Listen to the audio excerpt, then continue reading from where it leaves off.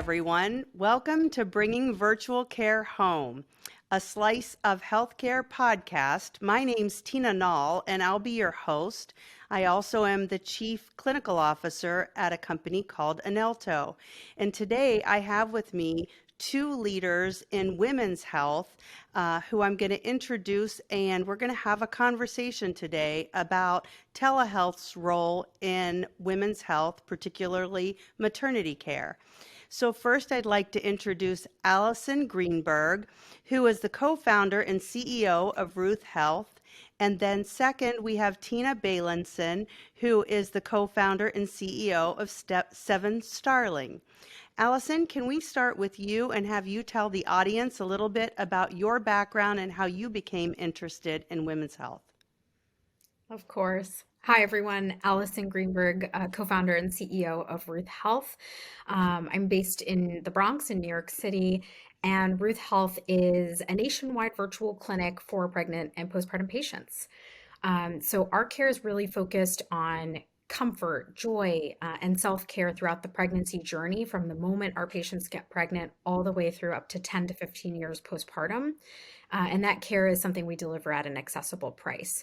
So accessibility and affordability are really crucial to, my work in women's health as well as what we deliver at Ruth Health. All of our services supplement the OB/GYN. So they include pelvic training and recovery, lactation support, C-section recovery, and our latest product, Ask a Doula, which is a membership that provides unlimited text-based support from doulas. My interest in women's health really started at birth. My mother has been an OB/GYN for over 40 years, and she actually happens to be my chief medical officer. So very, very lucky to work with a mom delivering care to moms. We also work with parents that are not moms as well, non-birthing partners and dads. And, for me, working in specifically maternal health, not just women's, but maternal health, is about health equity. And it is about the fact that birth is, in my opinion, truly the seed of injustice in this country. I think when you are born at a disadvantage, when you are born to an unhealthy mother or as an unhealthy baby, the difficulties in life only compound. So our goal is really to increase that access to quality care and to reduce the pregnancy tax paid by every birthing person in order to give life into the world. Wow, thank you for that. And Tina, can you please give us some background on you and your interest in women's health? Yeah, absolutely. Hi, everybody. I am Tina Beilinson. I'm the co-founder and CEO at Seven Starling. Very excited to be here and very excited to be chatting with you, Alison and Tina. A little bit about Seven Starling. So we are a digital maternal mental health clinic. So we focus specifically on supporting people who are pregnant, postpartum, and as early as people struggling to conceive or going through a miscarriage, all the way through early parenthood with their mental health journey, and specifically focusing on people experiencing anxiety, experiencing depression, or working through trauma during that time. And really for us, the unique piece about Seven Starling is that we bring community to the center of the experience. So the way that our service works is we pair you with an experienced and specialized licensed therapist who has expertise in the perinatal mental health space. We also pair you with a small group of other people that are going through the same thing at the same stage. So that peer support element is so important during this time. And then also we have a really fantastic app experience where people can access learning lessons, exercises, journaling prompts, meditations to support that entire mental health journey and help them through recovery. So that is a little bit about what we do. And I know we'll jump into things a little bit more deeply, but yeah, really excited to have this conversation. Well, thank you both. I have a love for obstetrics myself, and that I started my career in that clinical specialty and spent 13 years in that area. And so the work that you're doing, I couldn't be more happy about, and the holistic approach that is being taken for maternity care could not be more valuable. So at this point, Alison, can you share how telehealth plays a role in what you're trying to deliver in the way of maternal care? Oh yeah, absolutely. And thank you for all those years, that over a decade of work you did, Tina. You know, nurses and practitioners like you really built the foundation for virtual care. So, you know, I think Tina and I really wouldn't be where we are without the incredible birth workers who built, you know, in-person care and truly something that can't be replaced. So the first point I always like to make is that, you know, in-person obstetrical care is not going to be replaced. It is not replaceable. Even remote patient monitoring, which can be a great addition to in-person care, doesn't sort of supplant it. So for us at Ruth Health, you know, my co-founder Audrey and I really built this company to be remote first before the pandemic even set in. And that was because we were so acutely aware of the maternal mortality crisis in the US and the fact that access to care just continues to decrease. So I think we couldn't have this conversation without talking about the 20 million Americans who live in rural places, are in many cases about 2 hours away from the nearest OBGYN. So for those who have to travel really long distances to see a pelvic floor therapist, to find a doula, to receive lactation support, we want to be that better option. That, you know, our sessions start at $50. That's in many cases about a quarter of the price of other private lactation supports, or pelvic floor physical therapists. Being affordable is the first piece that's really critical to our journey through virtual care. And then the access piece, which is still tough. I don't want to be glib, because when we talk about access, it's just as important for somebody in, you know, the Bronx, where I live in a very urban environment, as it is for our patient population in rural Georgia that's actually been growing. So the access there does require, you know, a high-speed internet connection, but we developed our latest product called Ask a Doula to start to solve for that problem, because it is no app, just SMS text-based support, and it's unlimited. And so we're really excited that our one-on-one services, as well as our growing subscription care, help kind of meet different needs at different places, both geographically, socioeconomically. And we're developing more and more evergreen content that can help you do pelvic floor exercises at home, talk about sex during and after pregnancy. So this is really where I see virtual care surpassing the pandemic as, you know, kind of a trend or a bubble, like some people might think. I think the work that we're doing, as well as the work that Seven Starling does, like it truly is about meeting needs and helping people who are busy working moms, busy parents, you know, trying to have a career and trying to balance so many different plates that are spinning. We're one less thing that they have to drive through, and one less thing that they have to worry about, when they can simply log on or reach out via text to get the support they need.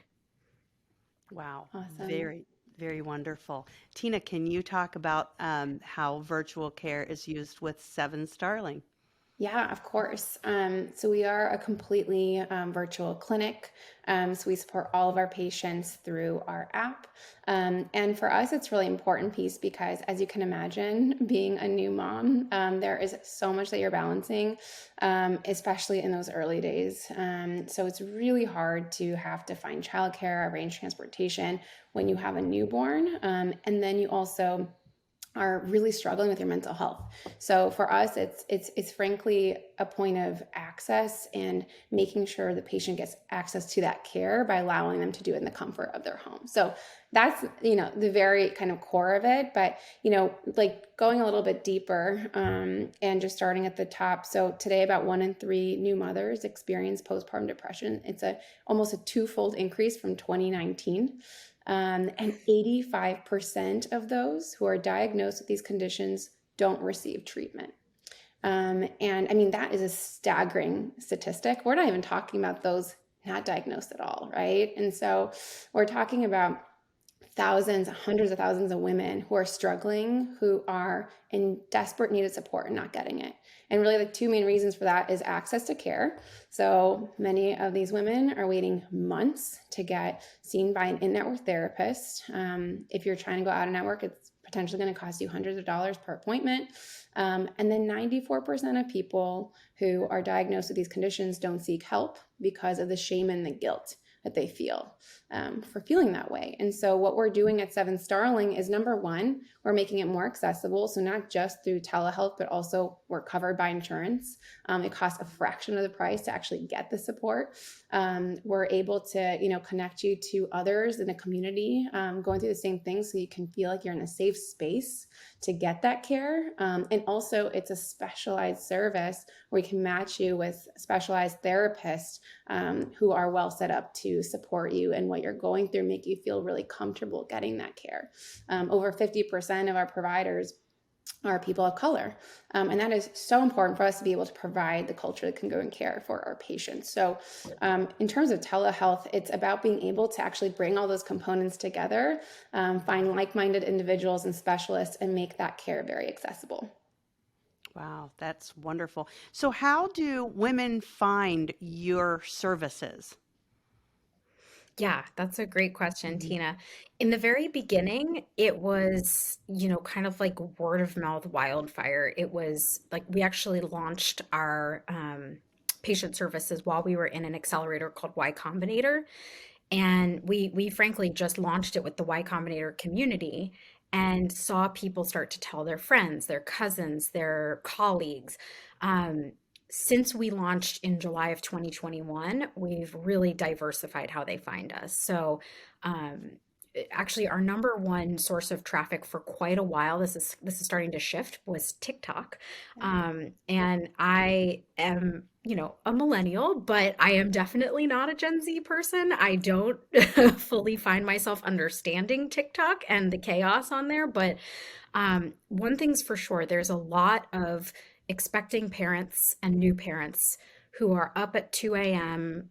cluster feeding and they are on TikTok. So, we realized very soon after TikTok started kind of gaining traction that it was a great place for us to build content and community. So we're now over 8,000 people in our TikTok community. Our doulas, lactation consultants, and pelvic floor trainers are the ones who produce the content. So I often get asked the question, like, what are you making on TikTok? Like, is it videos of you? And our patients don't care about me and don't need to see me. They want to hear facts and realities and find humor from providers who work with birthing people every day. So we've done a lot of myth busting on there. There's still a lot of medical misinformation that we have to fight. And, sometimes I ask myself, why are we even trying to talk about healthcare on TikTok in the first place? But we're really trying to be an agent of good on the platform. And then we also acquire patients from the sort of traditional performance marketing and digital media channels. So we advertise on platforms like Meta, on TikTok itself. We used to have a great following from Pinterest. And finally, we provide employee benefits to just over 200 employee benefits clients. So some of our patients come to us directly through their employers. And that's really my favorite channel, because I truly believe that birthing people in America should never have to pay for birthing care.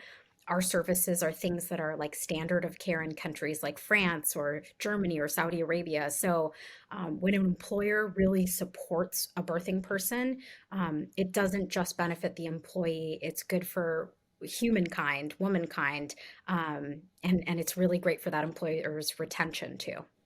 Wow, great. Thank you for sharing that. Tina, how about you? Yeah. So for us, actually, over 90% of our patients come to us through an OBGYN referral. So we've actually developed a network of hundreds of OBGYNs in our current markets. And we work directly with them to identify patients that have a mental health need, and then suggest Seven Starling as a resource. We actually found that many of the OBGYNs, midwives, nurse practitioners that we work with in these private practices, they don't have a reliable mental health resource for their patient. And what happens is they often will do their mental health screening during the postpartum visit. And they have a list of local therapists that they, can send people to, but they have long wait lists, and if they're not accepting insurance, they're very expensive and sometimes not accepting patients at all. So it's a huge issue that private practices across the US are experiencing right now. And Seven Starling is a great resource for them to get that specialized care. And also, one of the things that we then do with them is actually keep them updated on how their patients are doing, how they're improving. And we see that 92% of our patients feel better within just 2 months, which is absolutely incredible. So that's where we're at now. And we've actually started to now work with large health systems. So that's very much the next step for us, is thinking about these larger and broader partnerships. Wow. So OBGYNs and birth workers play a critical role, it sounds like, in for both of your companies in identifying those populations that really could use some extra care and receive that care at home, which completely discounts the social determinant of health issues with regards to transportation, geography, working moms and daycare, et cetera. So this is a tremendous solution that I hope I can even help people learn about in my neck of the woods because it is a tremendous value. So thank you both for your work in this area. Before we close today, do you have any parting thoughts you want to share with the audience? Yeah, I mean, I would love to bring up, especially because you mentioned the social determinants of health, and this is just something that's near and dear to my heart and really central to our mission. Um, Michelle Obama actually has this amazing quote where she said, "A society can be measured by its treatment of women and girls." Um, I don't think any of us would have had the careers we had if we didn't agree wholeheartedly. Um, and so I really just want to make sure that everybody knows when we build businesses in maternal health, we are building them for the long haul. We are building them to help, your mother, your sister, your colleague. Um, and it is also something that takes time because we're up against such tough odds. Societal inequity, health inequity, policy issues. Now, in kind of a post-Dobbs world, our jobs can be harder than ever. The maternal mortality rate is absolutely going to be affected and for the worst. Um, and then there's the access piece that we've both talked about. So um, it's a really complex problem to solve, and we can't do it alone. So this is actually kind of more of a call to action than anything. But we actually refer patients to Seven Starling. We refer patients to a ton of other maternal health platforms, to in-person doulas. And so, my request is to anybody listening who works in healthcare, who has technology chops, who is interested in joining this fight, we need you. And so, as we see hordes of people leaving massive tech companies like Twitter, as we see, the recession kind of impacting the whole healthcare and tech industry, I get really excited because I think about that as a big potential population of people who can help us and who can join this sort of charge towards better maternal care, better access, and really putting our talents behind this mission. So shameless plug, please reach out to me, Alison at ruthhealth.com. That's Alison with one L if you want to join in any capacity. And there are so many other companies besides ours, and great nonprofits like For Kira, for moms, that are sort of part of this mission too. Great. Thank you for that. Tina, do you want to jump in? Yeah, absolutely. And I was just gonna add, totally agree with what you said, Allison. And I would just add that there's so much need also from the research side of things, especially as we are starting to make the case and argument for more investment, innovation, and also attention being paid within the broader healthcare ecosystem, especially when you think about, health plans and payers, providers, health systems, and the holistic services that they're able to offer their members and their patients. We need more research and more data around why this is so important. And that's really going to be a huge piece in moving this industry and focus forward. So definitely want to make sure we don't forget about that important element, because we're all kind of working together to make the case for more investment and more attention being paid, but there's just not enough research, unfortunately, still, and a lot of it is being built to be able to make that case even a bigger part of the story. So and yeah, thank you, Tina, for leading this conversation. And Allison, so great to chat with you as well. Yeah. Yeah, kudos to both of you, because this area of healthcare is a behemoth, and I really love the approach that you ladies are taking in eating this elephant one bite at a time, finding a challenge, figuring out a way to overcome it, and then tackling the next challenge. So I hear you when you say that this is for the long term. So keep going, ladies, because this is making a huge difference. Thank you so much for being my guest today on Bringing Virtual Care Home. And I look forward to talking to both of you again. And everyone else, I hope you'll join us again soon for another episode of Bringing Virtual Care Home. Have a great day.